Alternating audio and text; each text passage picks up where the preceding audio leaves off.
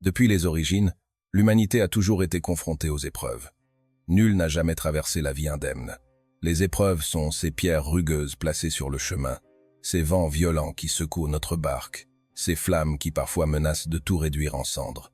Chacun de nous a déjà ressenti ce poids, cette impression que l'univers conspire contre nos pas, que les difficultés sont trop lourdes à porter. Et pourtant, à travers l'histoire, certains hommes ont su incarner une force intérieure qui dépasse les simples circonstances. Parmi eux, Marc Aurèle, l'empereur philosophe, se dresse comme un phare qui éclaire encore notre époque, car lui, plus que quiconque, a appris à rester serein au milieu de l'orage. Gouverner l'Empire romain au IIe siècle n'était pas une tâche paisible.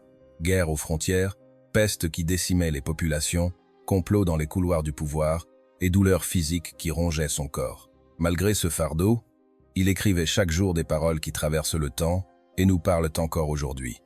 Tu as pouvoir sur ton esprit, pas sur les événements. Comprends cela, et tu trouveras la force. Ces mots ne sont pas qu'une maxime philosophique, ils sont une discipline, une arme, une manière de survivre, sans perdre son humanité. La première vérité que le stoïcisme nous transmet, c'est que les épreuves ne sont jamais sous notre contrôle. L'homme moderne, avec ses technologies, ses conforts et ses illusions de maîtrise, croit souvent pouvoir tout prévoir, tout sécuriser, tout contrôler. Mais il suffit d'un accident, d'une trahison, d'une perte inattendue, pour que ce château de verre s'effondre. Marc Aurèle, malgré toute sa puissance, savait qu'il ne pouvait ni arrêter les guerres, ni stopper la mort, ni empêcher la maladie de frapper. Ce constat pourrait sembler accablant, mais pour lui, il était libérateur. Car comprendre que nous ne contrôlons pas les événements, c'est nous rappeler que la seule sphère de liberté véritable se trouve en nous-mêmes. Nous n'avons pas choisi la douleur, mais nous pouvons choisir la manière de la vivre. Nous n'avons pas choisi l'injustice, mais nous pouvons choisir de ne pas laisser la rancune nous dévorer. Nous n'avons pas choisi l'échec, mais nous pouvons choisir de nous relever et de transformer cette chute en force nouvelle. Voilà pourquoi Épictète, lui qui avait connu l'esclavage, répétait que la véritable liberté commence quand l'homme comprend que rien ni personne ne peut enchaîner son esprit sans son consentement. Rester serein face aux épreuves ne signifie pas rester insensible. Le stoïcien n'est pas un bloc de pierre qui ne ressent rien. Il n'est pas un cœur glacé incapable de pleurer. Au contraire, il sait que la douleur existe, que les larmes coulent, que la tristesse est parfois lourde. Mais il ne permet pas à ses émotions de devenir des tyrans. Il ne les laisse pas prendre le contrôle de sa vie. Sénèque écrivait que ce n'est pas parce que les choses sont difficiles que nous n'osons pas, c'est parce que nous n'osons pas qu'elles sont difficiles. L'épreuve, quand elle arrive, n'est pas faite pour nous arrêter, mais pour nous révéler. Celui qui ose affronter la tempête découvre qu'il possédait en lui des ressources qu'il n'imaginait pas. Celui qui se relève après une chute découvre qu'il est plus fort qu'il ne le pensait. Celui qui accepte la perte sans sombrer dans le désespoir découvre que son bonheur ne dépend pas uniquement de ce qu'il possède. L'épreuve, vue sous cet angle, devient un maître silencieux qui brise nos illusions et nous conduit vers l'essentiel. La maîtrise de soi, la paix intérieure, la dignité.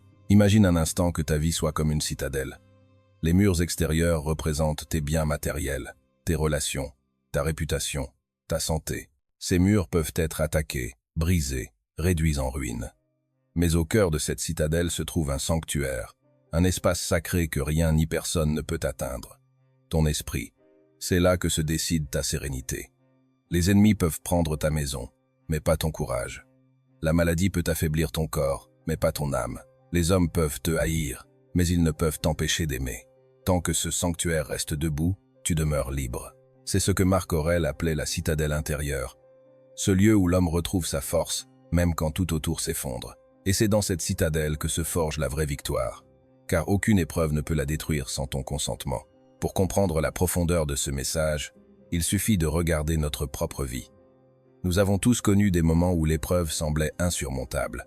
Une perte, un échec, une trahison. À ce moment, la douleur paraît totale, le futur paraît sombre, et nous croyons ne jamais nous en relever. Mais regarde en arrière. Tu as survécu à tout ce que tu croyais insurmontable. Tu as continué à respirer quand tu pensais suffoquer. Tu as continué à avancer quand tu pensais être brisé. Et de ces épreuves, il est resté quelque chose. Une force que tu n'avais pas avant. C'est cela que le stoïcisme enseigne. Non pas à nier la souffrance, mais à la traverser avec dignité, à l'accepter comme un chemin d'apprentissage. Car ce qui ne nous détruit pas peut devenir l'outil qui nous construit. Les flammes qui brûlent purifient aussi l'or. Les vents qui frappent le chêne font pousser ses racines plus profondes. Les vagues qui secouent le marin forgent son courage. L'épreuve, en vérité, est la forge de l'âme. Marc Aurèle savait que la vie est imprévisible et qu'aucun homme, aussi puissant soit-il, ne peut échapper au destin. Ce qui lui donnait la force de rester serein, c'était cette conviction intime que tout ce qui arrive appartient à l'ordre naturel du monde. Ce qui arrive n'est ni bon ni mauvais en soi, c'est nous qui lui donnons une couleur à travers notre jugement. Si tu perds un emploi, tu peux voir cela comme une catastrophe ou comme une occasion de redéfinir ta route. Si un ami te trahit, tu peux sombrer dans la haine ou bien voir en lui un maître involontaire qui t'enseigne la valeur de la loyauté. Si ton corps est frappé par la douleur, tu peux le vivre comme une malédiction ou comme une chance d'entraîner ton esprit à rester plus fort que la chair. Les stoïciens rappellent que les événements ne sont que des faits bruts et que c'est ton interprétation qui crée la souffrance ou la sérénité. C'est là que réside la liberté absolue. Personne ne peut décider à ta place de ce que tu penses, de ce que tu crois, de la manière dont tu choisis de voir la vie. Tant que tu gardes cette maîtrise, rien ne peut t'abattre. Sénèque disait que les malheurs paraissent plus grands aux yeux de ceux qui n'y sont pas préparés. L'homme qui n'a jamais réfléchi à la fragilité de la vie s'écroule dès que le vent souffle. Mais celui qui chaque jour médite sur la mort, sur la douleur, sur la perte, ne s'effondre pas, car il sait que cela fait partie du voyage.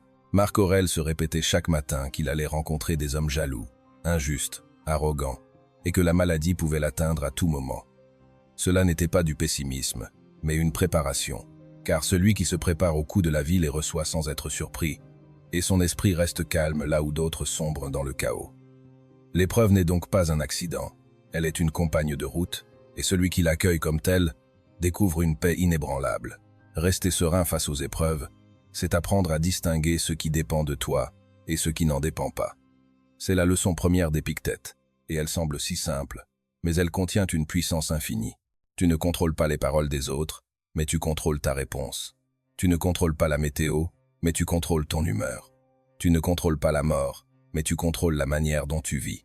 Si tu concentres toute ton énergie sur ce qui dépend de toi, tu deviens libre, car rien ne peut plus t'arracher ta paix. Mais si tu gaspilles tes forces à vouloir changer l'inchangeable, tu seras toujours prisonnier. Combien de fois nous épuisons-nous à vouloir que les autres nous comprennent, à vouloir que la vie soit plus douce, à vouloir que le passé soit différent. Tout cela est hors de notre pouvoir. Le stoïcien choisit de tourner son regard vers l'intérieur, vers ce qui lui appartient vraiment, ses pensées, ses décisions, ses vertus. Et dans cette orientation, il trouve une sérénité qu'aucun événement extérieur ne peut briser. La force intérieure ne naît pas dans la facilité, elle se construit dans le feu de l'épreuve. Imagine un athlète qui ne s'entraîne jamais, qui ne rencontre aucun obstacle. Ses muscles resteront faibles, son souffle court, son corps fragile. De même, l'âme humaine ne peut devenir forte que lorsqu'elle rencontre la résistance. La douleur est l'entraînement du courage, l'échec est l'entraînement de la persévérance, la perte est l'entraînement du détachement. Chaque épreuve est une salle de gym invisible, où se forgent les vertus. Et si tu vois la vie de cette manière, tu ne redoutes plus les difficultés, car tu comprends qu'elles sculptent ton caractère. Marc Aurèle voyait les obstacles non comme des murs qui bloquent, mais comme des chemins qui s'ouvrent. Ce qui empêche l'action fait avancer l'action, ce qui fait obstacle devient le chemin, écrivait-il. Cette phrase est un rappel que chaque obstacle est en réalité une occasion de grandir. Celui qui perd tout et continue à avancer devient indestructible. Celui qui tombe et se relève encore et encore devient inarrêtable. Celui qui traverse la douleur sans perdre son humanité devient un exemple vivant de sagesse. Il est naturel d'avoir peur de l'épreuve, car elle nous confronte à notre fragilité. Mais le stoïcien nous rappelle que ce n'est pas la fragilité en elle-même qui est un problème, c'est la manière dont nous choisissons de la regarder. La peur, si tu l'observes bien, n'est qu'une anticipation d'un mal qui n'est pas encore là. Nous souffrons deux fois, une première fois dans notre imagination, et une seconde fois dans la réalité. Mais souvent, la première souffrance est plus lourde que la seconde. Marc Aurèle le savait, et il se répétait que l'homme se fait plus de mal à lui-même par ses jugements que par les coups du destin. Ainsi, pour rester serein face aux épreuves, il faut apprendre à dompter son esprit, à le retenir lorsqu'il s'égare dans les anticipations, les regrets et les illusions. Le présent, ici et maintenant, est la seule chose réelle. Tout le reste n'est que brume et fantôme. Si tu apprends à rester dans ce présent, tu désarmes l'épreuve avant même qu'elle ne frappe ton cœur. Les stoïciens insistaient sur la pratique quotidienne, car la sagesse n'est pas une théorie, c'est un exercice. Tu ne deviens pas serein en lisant une seule maxime, pas plus que tu ne deviens fort en soulevant un poids, une seule fois. C'est l'entraînement, la répétition, l'habitude qui transforme l'âme. Ainsi, chaque jour, Marc Aurèle écrivait dans ses pensées des rappels simples mais puissants. Il se disait de ne pas s'attacher aux biens matériels, car ils peuvent disparaître à tout moment. Il se disait de ne pas redouter la mort, car elle est naturelle et inévitable. Il se disait de ne pas haïr les hommes, car leur ignorance est souvent la cause de leurs fautes. Ces rappels constants étaient comme des exercices pour renforcer son esprit, pour garder la maîtrise même dans le tumulte. De la même manière, tu peux toi aussi t'entraîner. Chaque matin, rappelle-toi que des épreuves viendront. Chaque soir, demande-toi si tu as agi avec dignité malgré elles, et jour après jour, ton esprit deviendra plus solide, ton cœur plus calme, ta volonté plus ferme. L'un des plus grands secrets pour rester serein face aux épreuves est de comprendre que la vie est courte. Nous passons trop de temps à lutter contre des événements que nous ne pouvons pas changer, comme si nous étions immortels, comme si nous avions devant nous une éternité pour tout réparer, tout maîtriser et tout obtenir. Mais le temps s'enfuit, il glisse entre nos doigts comme de l'eau. Marc Aurèle méditait sans cesse sur la mort, non pas pour sombrer dans le désespoir, mais pour mieux apprécier la vie. Savoir que nous allons mourir donne un sens plus profond à chaque instant. Pourquoi perdre du temps à haïr celui qui nous a blessés, quand la vie est si brève?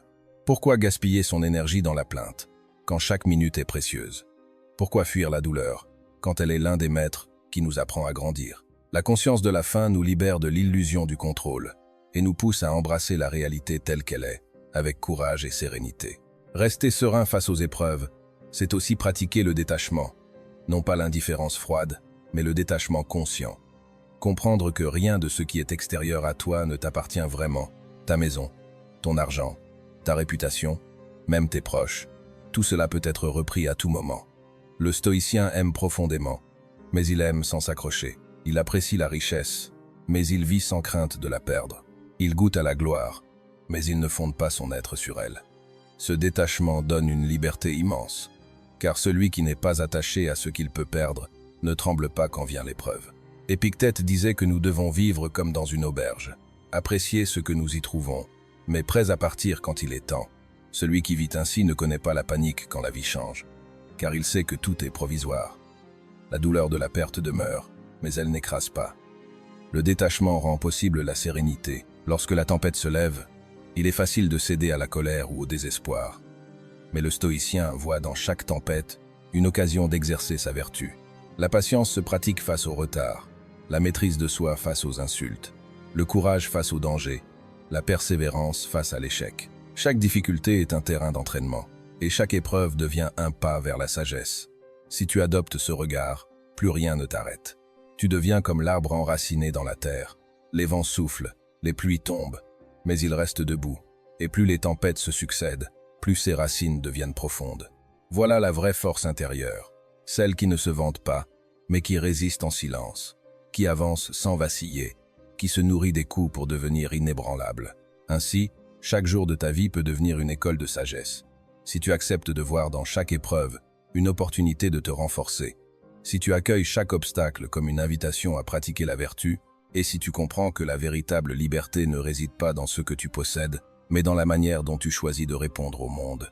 Marc Aurèle nous rappelle que ce qui trouble l'homme n'est pas les choses elles-mêmes, mais l'opinion qu'il s'en fait. Tu as donc entre tes mains le pouvoir de transformer ta perception, et par là même, ton existence. Ne crois pas que le stoïcisme soit une philosophie sèche et lointaine. C'est une pratique quotidienne, une discipline de l'esprit, un entraînement de l'âme qui te ramène sans cesse à l'essentiel.